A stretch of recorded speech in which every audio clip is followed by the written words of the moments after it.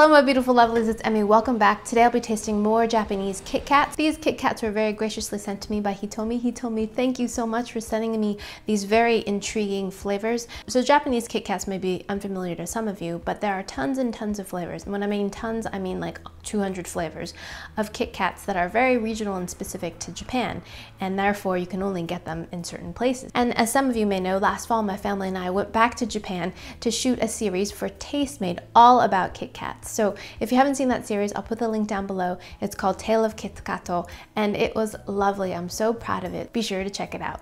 And let me know in the comments below what you think of it. And if you happen to like Japanese KitKats, be sure to thumbs up. All right, let's go ahead and get started.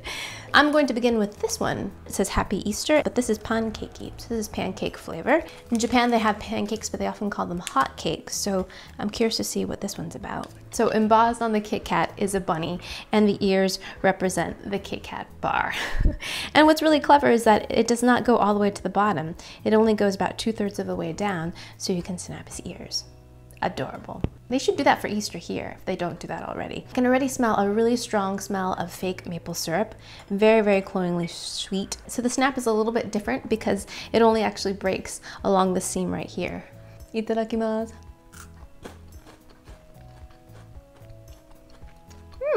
And it tastes a lot like it smells as well, but more buttery, almost butterscotchy in terms of the strength of the butter. Creamy and rich mouthfeel, and then you've got that familiar KitKat crunch.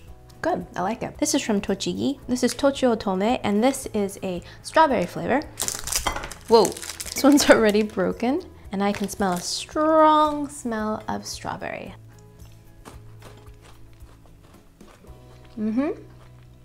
It smells artificial and tastes artificial, but there's a nice kind of tartness that kind of balances out that artificial flavor and the sweetness of the KitKat. So the next one is this one, and this comes from the I Love Fruit series. And this is Yuzu. I've tasted some other flavors from the I Love Fruit series, and you can find that in the playlist. Yuzu is a lovely citrus that you can find a lot in Japan. It looks kind of similar to a lemon, but it's got a more rounded shape, and it is super fragrant. I think it's more like a cross of a lemon and a grapefruit. So it's a little box, and inside is a beautiful package. Oh, beautiful. Ooh, it smells great. Wow. So that flavor really develops. When you first bite into it, you get this kind of citrus aroma.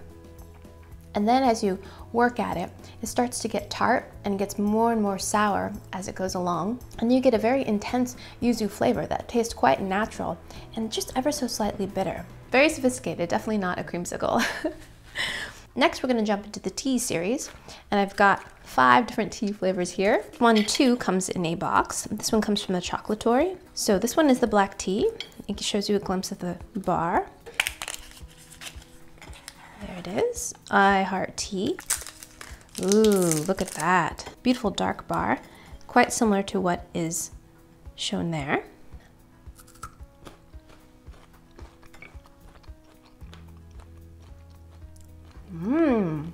Wow. It definitely tastes like black tea. It's really amazing. So this one's quite different texturally. In the coating, there are little bits in there that are slightly crunchy. Maybe they're tea fannings, I'm not really sure. But they lend a little bit of a crunch and a delicious black tea flavor, which is rich, ever so slightly bitter, and just tastes exactly of black tea. Amazing. Love that one. Next we have Gyokuro, and I actually learned about this in the Tastemade series when I went to Uji City and learned all about processing green tea or making matcha tea. So Gyokuro is a type of green tea that has a very specific way of making the tea itself. The water is added at a slightly cooler temperature and just in tiny, tiny amounts. So what you have is tea that is super, super concentrated and tastes unlike any other green tea I've ever had, almost briny and sea-like. Amazing. And then you add additional water, and each washing of the tea changes flavor. It's really, really quite amazing. So I'm very curious to see what this is like. There's the bar. Look how dark that is. That's beautiful. It smells sweet. Doesn't smell like tea.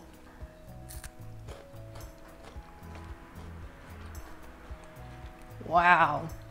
Really, really good. Very deep, rich green tea flavor. Grassy, slightly bitter, with a touch of sweetness. And you've got the crunch of the wafer in there, which reminds you that this is a KitKat. but the flavor is very intensely tea. Of these Japanese flavored Kit Kats, I think this tea series is my favorite. Excellent, love that. If you love green tea, you will adore this because the flavor is so intense and so very precisely green tea. Amazing. Next we have this beautiful orange one, and this one is Hojicha. So I've had the Hojicha flavor before, but not from the I Heart Tea series, so I'm imagining this one's going to be more intense. So Hojicha is a beautiful tea that's made from toasted leaves, and it has a really lovely brown color to it. Let's open this up, a little tan package. Ooh, this one's beautiful. It has a slight greenish color to it as well. Very different than what's portrayed on the box. And that smells very nutty and toasted. All right, let's give that a taste.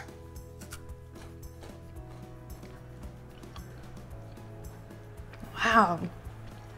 And that's very distinctly Hojicha as well. Toasted and rich, but smooth. And this one's less bitter. And finishes kind of almost tasting like straw.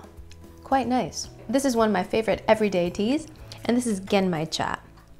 So Genmaicha is a mixture of green tea with little bits of toasted rice. Delicious, I love it. So like one of my favorite everyday winter teas. So this one is green as well. Not as dark as a Gyokuro, a little bit lighter.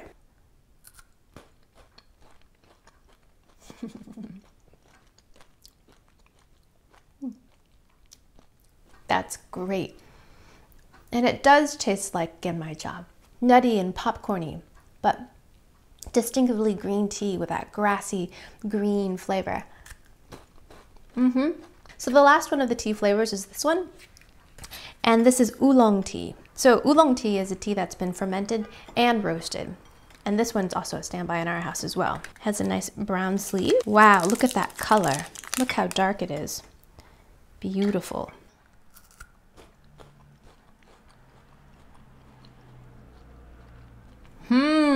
Wow! That's impressive. It tastes totally like oolong cha. It's got a smoky, earthy flavor to it. And still tastes a lot of black tea, but amazingly complex, just ever so slightly bitter, a little bit sweet because it is a chocolate bar, but amazing. So the next one I have is another chocolatory, and this one is KitKat Sublime. This one is the milk. This one is similar to the I Heart Tea, but a little bit bigger. And here's the packaging. And there it is. It smells great. Chocolatey, sweet.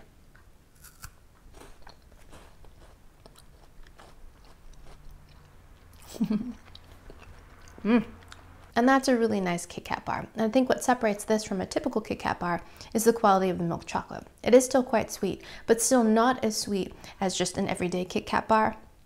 Has a really nice snap and melty mouthfeel, and it seems like there's maybe slightly more chocolate in this. And it's not over vanilla, so you have a really great chocolate flavor while still maintaining that sweetness and great chocolatey mouthfeel. The last one I have is this one, another chocolatory special Kit Kat bar, and this one's called Molson, which I don't really know what that means. I know that's a brand and type of Canadian beer. It looks like it has some fancy toppings on it. Look at this. Look at that. Oh my gosh. Fancy. And it comes in a bag like this. Oh my gosh. So it's a Kit Kat bar, but then it's got this kind of encrusted top on there.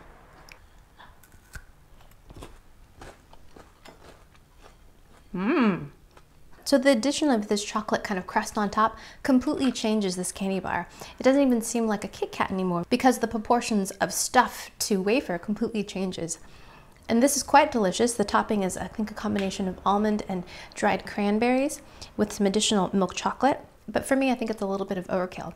I really like the simplicity of just the wafer and the flavored chocolate on the outside. So that wraps up more Japanese Kit Kats. He told me thank you so much for sending me these amazing Kit Kat bars, and the tea flavors, hands down, were some of the best flavors of Kit Kat bars I've ever had. And thank you guys so much for watching. I hope you guys enjoy that. I hope you guys learned something. Don't forget to like, leave a comment, and subscribe, and I shall see you in my next video. Toodaloo, take care, bye! The whole cob. Now you know why the mayonnaise was so important, because not only for flavor, but it's going to make cheese stick. I've always wondered what it'd be like to have a handlebar mustache. It's not quite the full effect, but close enough.